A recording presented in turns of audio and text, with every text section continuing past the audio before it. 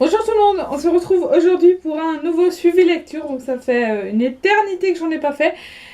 Donc j'ai beaucoup de livres à vous présenter, du coup j'ai décidé de séparer cette vidéo en deux, donc je ferai une vidéo qui sera celle-ci avec les romans, et une autre vidéo où je vais vous présenter les albums jeunesse, j'en ai lu beaucoup, les BD, les mangas, les comics, voilà.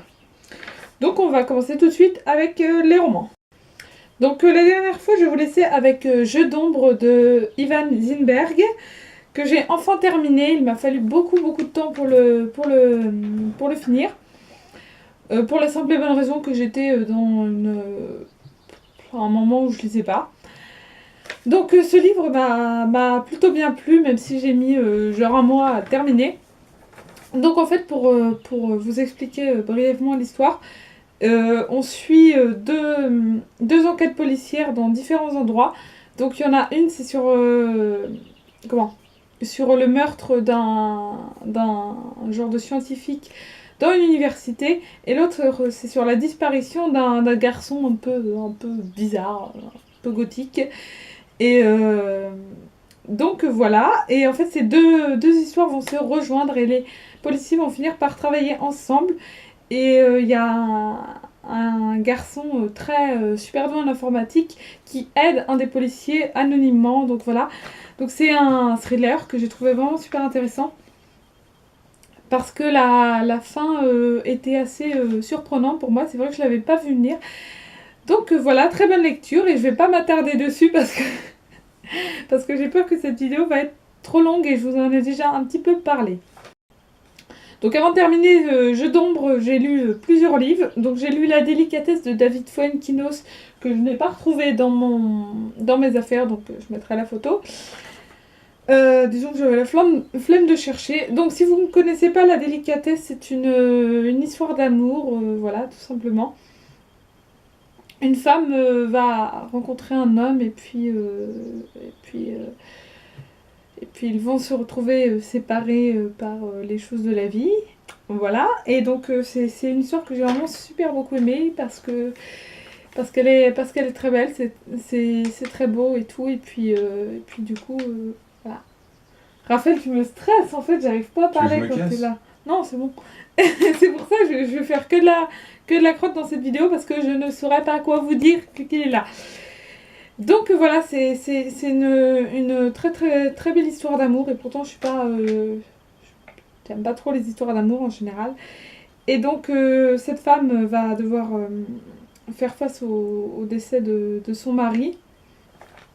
Et elle va devoir affronter son patron qui la harcèle, qui veut sortir avec elle, qui est super chiant.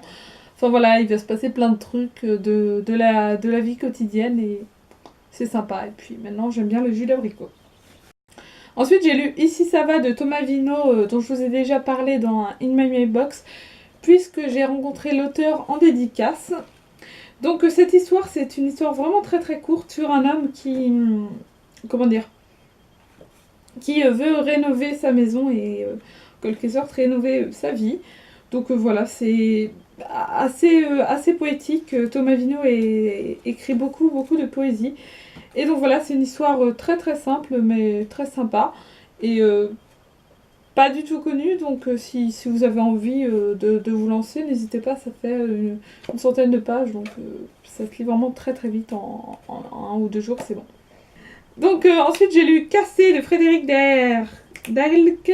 Donc c'est une fille tout à fait comme les autres, dont le frère est handicapé, qui va avoir un accident de cheval suite à un jour de Paris à la con, et qui va se retrouver avec un bras dans le plâtre, voilà, et qui va trop mal le vivre. En fait la fille, elle est vraiment insupportable, j'avais envie de la tuer. Parce qu'elle passe tout le long du bouquin, donc c'est très court, à se plaindre, elle passe son temps à se plaindre, et elle m'a gonflé, quoi, parce que j'avais envie de lui dire, c'est juste un bras dans le plâtre, meuf, tu vas pas mourir, tu nous emmerdes. Donc voilà, et son frère est handicapé, lui, il est beaucoup plus courageux qu'elle, qui a juste un bras dans le plâtre, et on dirait que sa vie est finie. Donc le livre est sympa, c'est une belle histoire de vie, mais en fait la fille est tellement insupportable que ça gâche un peu l'histoire. Ensuite, j'ai lu Le cas Perrenfeld de Fabrice Pato, dont je crois je vous en ai déjà parlé, c'est sûr et certain, dans mon dernier In My Mailbox, puisque c'est un livre que j'ai gagné lors de la dernière masse critique de Babelio. Donc je vais pas m'attarder sur ce livre, de toute façon c'est ce que je fais depuis le début, hein. Je bâcle ça, mais comme une crotte. Et, et voilà, donc c'est des nouvelles, voilà pourquoi je ne peux pas m'attarder dessus pendant 3 heures, parce que j'ai pas envie de vous parler de toutes les nouvelles, il y en a une trentaine. Donc il y a quelques-unes que je n'ai pas lues, que j'avais pas trop envie, voilà, je le reprendrai peut-être un jour. Mais je suis pas trop nouvelle, donc un petit peu de mal accroché. Comme pour Jeu d'ombre, j'ai mis beaucoup de temps à le lire. Donc voilà, j'ai un peu décroché. Pourtant, c'est intéressant. Il y a certaines nouvelles qui sont très sympas. Mais il y en a beaucoup que je n'ai tout simplement pas compris. Donc je sais pas si c'est parce que je suis c'est compliqué ou parce que je suis bête. Je me pose la question. Donc voilà, il y a certaines nouvelles que j'ai pas compris. Peut-être que vous aussi, vous l'avez gagné à la masse critique ou que vous l'avez déjà lu. En tout cas, n'hésitez pas à me dire ce que vous avez pensé de ces nouvelles. Ensuite, j'ai lu un tout petit livre de Roald Dahl, donc c'est Les Minuscules. Roald Dahl, qui est un auteur que j'adore. Voilà, donc je l'ai lu vite fait comme ça un jour à la librairie quand j'avais vraiment absolument rien à faire. Donc en fait, c'est l'histoire d'un petit garçon qui va se retrouver à monter dans un arbre pour échapper à un genre de bête. Sa mère lui dit toujours de ne pas aller dans la forêt. En fait, lui, il écoute rien. Donc il va quand même dans la forêt. Et il va se retrouver avec des êtres, les minuscules. Donc des êtres tout petits, comme ça peut l'indiquer. Hein. Faut pas être bête pour comprendre, mais... C'est des géants. Les minuscules sont des géants. Donc voilà, Ce sont des géants tout petits en fait. Non, c'est des êtres minuscules et qui ont peur d'une bête méchante dont j'ai oublié le nom. Donc voilà, c'est comme d'habitude avec Roald Dahl du fantastique. Et bon, c'est sympa quoi, mais c'est vraiment une histoire pour les tout petits quoi. Donc à 22 ans, j'ai peut-être passé l'âge de lire ce genre de choses, je sais pas trop. Peut-être. Donc voilà. Ensuite, j'ai lu L'œuf de dragon, 90 ans avant le trône de fer de George R.R. Martin. Applaudis-moi, Raphaël. Donc, pour ceux qui ne connaissent pas George R.R. Martin et le trône de fer c'est Game of Thrones. Si vous ne connaissez pas, regardez la série ou lisez les livres, ou les deux. Donc pour ma part, je n'ai que regardé la série pour le moment.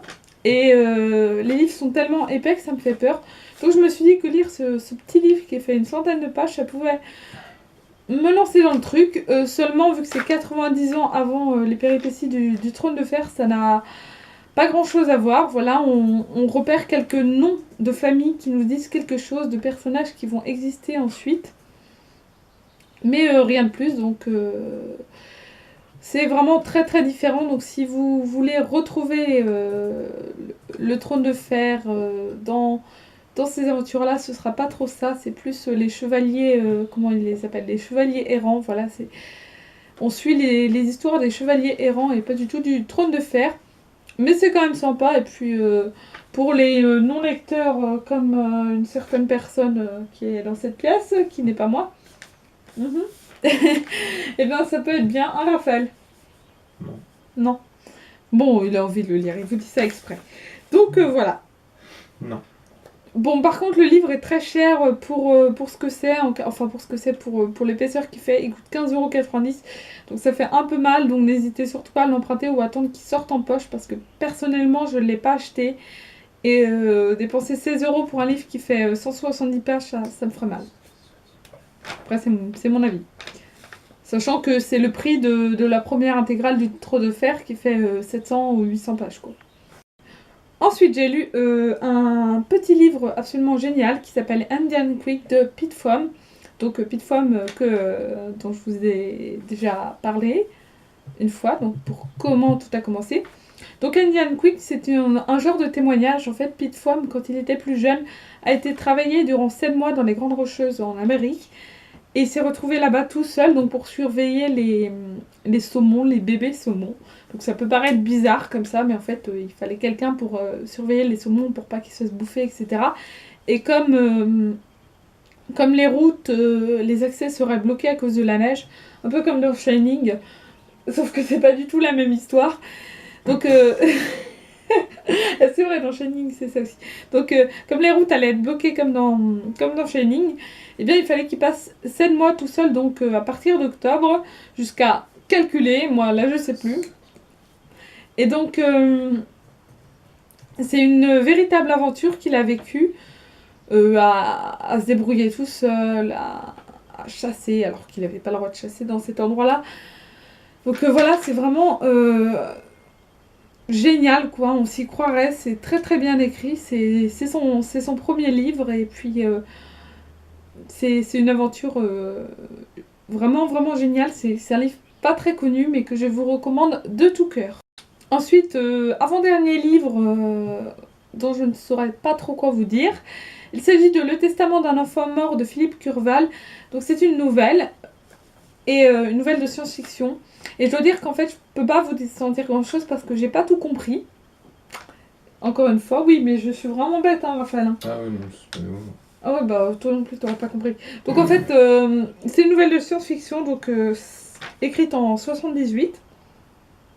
Donc Philippe Curval imagine, comment dire, le monde à travers les regards d'un nouveau-né, donc vers un monde sans avenir.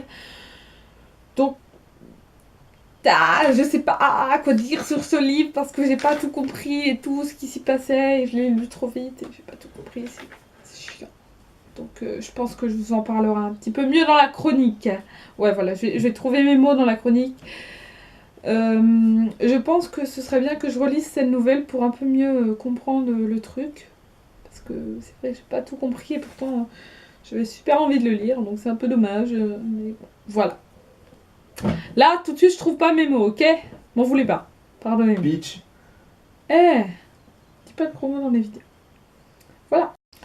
Et bon, un petit dernier livre à vous présenter vite fait. Hein. De toute façon, tout a été fait vite fait. Hein. Vous m'en voulez pas. J'ai chaud, je sais pas quoi faire. J'ai pas encore écrit mes chroniques. Du coup, c'est pas tout bien dans ma tête là.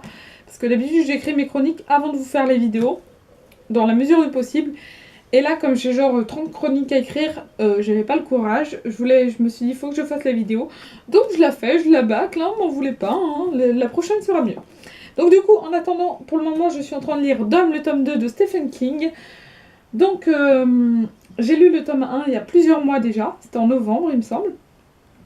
Donc on va dire que c'est plus très frais dans la tête. J'ai un petit peu oublié ce qui s'était passé à la fin du tome 1.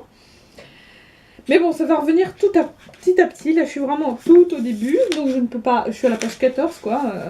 Vous voyez ma grande avancée dans ce livre. Donc je peux pas encore vous dire ce que je pense du tome 2, mais pour parler de l'histoire, c'est un dôme. Ah, c'est fou, hein, vous l'auriez jamais deviné celle-là. Donc c'est un dôme qui s'installe comme ça, comme par magie, au-dessus de la ville, au-dessus d'une ville. Et donc les habitants s'y retrouvent piégés. Et ça va être un peu la loi du plus fort, chacun pour sa pomme et tout, et ça va être un peu le gros bordel à l'intérieur du dôme. Donc dans le premier tome, il se passait énormément de choses que je ne veux pas vous dire pour ne pas vous spoiler et parce que j'ai plus tout en tête. Et donc dans ce second qui est la suite juste après en fait, c'est la suite, voilà. Et le problème c'est que c'est vrai que ça fait très longtemps que je l'avais terminé. Bah là j'arrive et je me fais ah oui c'est vrai qu'il s'est passé ça, ah oui c'est vrai qu'il s'est passé ça. Donc voilà, dès les 14 premières pages, je me rends compte que j'ai oublié plein de choses, donc c'est génial. Donc voilà, je crois que c'est à peu près tout pour cette vidéo, donc cette première partie de vidéo. La seconde, ce sera sur les albums, encore plus long, hein. Non, je rigole. Donc voilà, je suis désolée pour la qualité très médiocre de cette vidéo. J'ai vraiment la grosse flemme là et voilà. Je suis trop à la bourre, donc bon, je me rattraperai pour un de mes prochains suivis. Donc en attendant, si vous avez quand même aimé cette vidéo, bah, c'est que vous n'êtes pas très difficile. Pardon. Voilà, tu peux t'essuyer. Et donc, si vous avez aimé cette vidéo, n'hésitez pas à regarder sa suite. Ou pas. N'hésitez pas à regarder la suite qui portera sur les albums, sur les comics, sur les BD. C'est beaucoup d'albums jeunesse que j'ai lus, donc que je vais vous présenter rapidement parce que je pourrais pas vous montrer les images étant donné que je les avais empruntées. Les comics, c'est les Walking Dead. Je vais pas pouvoir vous en parler trop pour pas vous spoiler. Et les BD, il y a quelques BD et un manga que j'ai trouvé très nul. Donc voilà. À tout à l'heure ou pas, je sais pas. Et sinon, les autres qui ont regardé cette vidéo jusqu'au bout, bah, je vous remercie. Vous êtes très gentils. Surtout félicitations. J'ai du courage. Oh, je me tape pas fou rire. Voilà, salut.